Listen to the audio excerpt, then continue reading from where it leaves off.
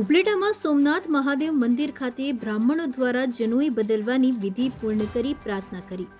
ઉપલેટા મોજ નદીને કાંઠે વર્ષો જૂનું સોમનાથ મંદિર આવ્યું છે, જ્યાં બાજુબાજ મોજ નદી વહી રહી હોય અને શ્રાવણ માસના તહેવારોમાં આ મંદિર પર દર વર્ષે એક સુંદર મેળો ભરાતો હોય છે, જ્યાં હજારો શ્રદ્ધાળુઓ સોમનાથ મહાદેવના દર્શન કરવા આવતા હોય છે।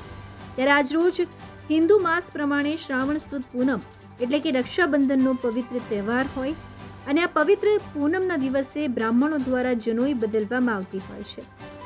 તો આ વર્ષે પણ રક્ષાબંધનના પવિત્ર દિવસે સોમનાથ મહાદેવ મંદિર ખાતે બ્રાહ્મણોએ જનોઈ વિધિનો એક કાર્યક્રમ રાખ્યો હતો।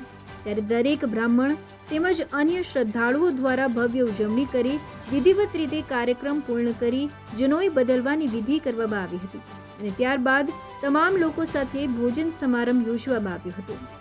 અર્શી આહિરનો રિપોર્ટ, તન્ના સમાચાર, ઉપલેટા। હું સુધીરભાઈ પંડ્યા, ઉપલેટા બ્રહ્મ સમાજ। આજે સોમનાથ મહાદેવના સાનિધ્યમાં ઉપલેટાના સૌ બ્રાહ્મણો દ્વારા અમારો આ વૈદિક ઉપાકર્મ સંસ્કાર સંપન્ન કરવામાં આવે છે। વર્ષોની પરંપરાથી અહીંયા જનોઈ બદલાવાનો વિધિ અમે લોકો કરીએ છીએ। બધા ભૂદેવો ઉત્સાહ અને આનંદથી અહીંયા ઉપસ્થિત રહે છે।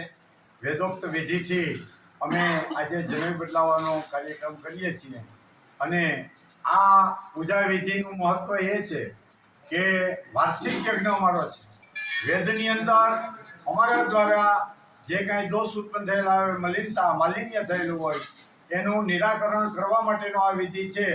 સપ્તર્ષિ, માતા અરુંધતી અને ભગવાન વિષ્ણુની ઉપાર્જન કરવામાં આવે છે, એનું પૂજન કરવામાં આવે છે, તર્પણ કરવામાં આવે છે અને વિષ્ણુ ભગવાનની સાનિધ્યમાં બધા ભૂદેવો નવું જનોઈ ધારણ કરે છે। શુભમ ભવતુ, કલ્યાણમસ્તુ, તન્મે મનઃ